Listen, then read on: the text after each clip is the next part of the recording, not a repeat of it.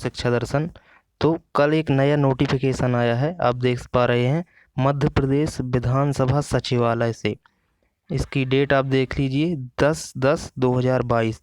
इसके अंतर्गत जो आपके ग्रुप 4 के अंतर्गत जितने भी पोस्ट आती थी, सहायक ग्रेड 3 की, स्टेनोटाइपिस्ट की और सुरक्षा गार्ड की, तो ये सारी की सारी पोस्टें जो हैं वो विधानसभा सचिवालय के अंतर्गत अलग से आई हैं।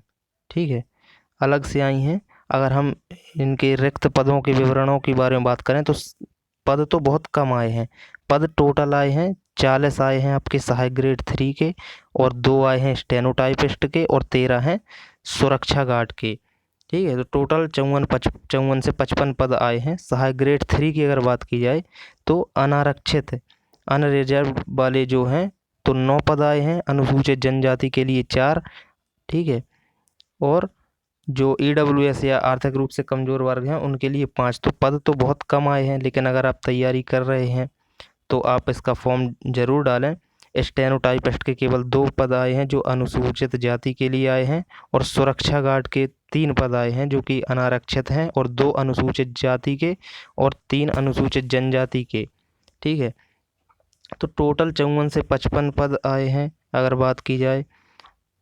सहायक ग्रेड 3 स्टेनोटाइपिस्ट और सुरक्षा गार्ड के पदों पर सीधी भर्ती।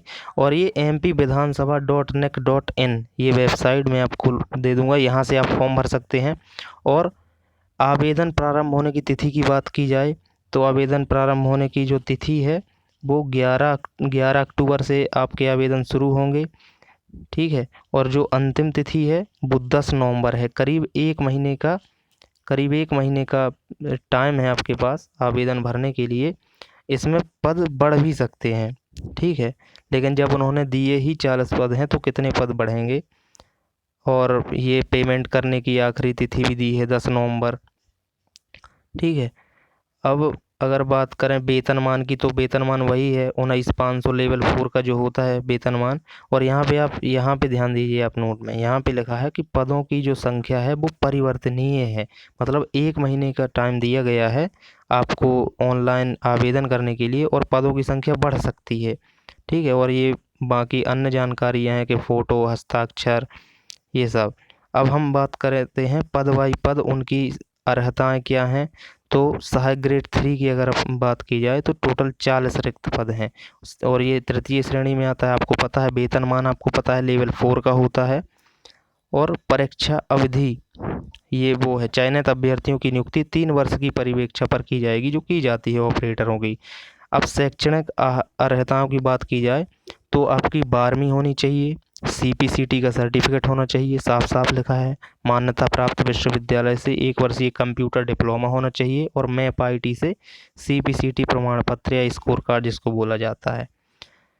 और इसके अलावा आपका कौशल टेस्ट या स्किल टेस्ट भी होगा, जिसमें 30 वर्ड पर मिनट के हिसाब से आपको 10 मिनट टाइपिंग भी करवाई जाएगी।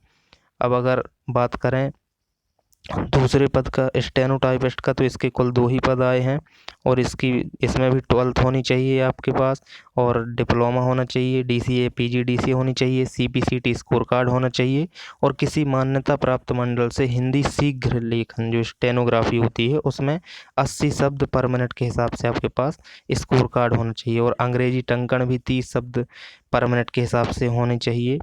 तीसरा जो पद है वो सुरक्षा गार्ड का है, इसमें कुल 13 पद हैं, तृतीय श्रेणी है। ठीक है, और इसमें आपसे 12th मांगा जाएगा, और शारीरिक अर्हताएं वही रहेंगी जो पुलिस कांस्टेबल की होती हैं, 167 हाइट और वही गोला फेंक। और आयु की बात अगर की जाए तो 18 से 40 वर्ष आयु इसमें दी गई है, और ये सब दस्तावेज दिए गए हैं, अगर जाति प्रमाण पत्र, आय प्रमाण पत्र, ये सब। और अगर बात की जाए आगे अपन चलते हैं, चयन प्रक्रिया के बारे में बात की जाए तो सबसे पहले आपका CBT होगा, कंप्यूटर बेस्ड टेस्ट होगा, उसके बाद में स्किल टेस्ट होगा, और उसके बाद में साक्षात्कार होगा। तो पद तो बहुत कम आए हैं, कुल 40 ही पद आए हैं, लेकिन अगर आप इसमें इच्छुक हैं, आप इंटरेस्टेड हैं, तो आप इनको ज़रूर भरें। और ये जो वैकेंसी ग्रुप 4 के अंतर्गत आती थी, तो ग्रुप 4 के अंतर्गत सभी विभागों में वैकेंसी आती थी, लेकिन ये केवल विधानसभा सचिवालय की बात हो रही है, केवल विधानसभा सचिवालय की अलग से वैकेंसी आई है। धन्यवाद।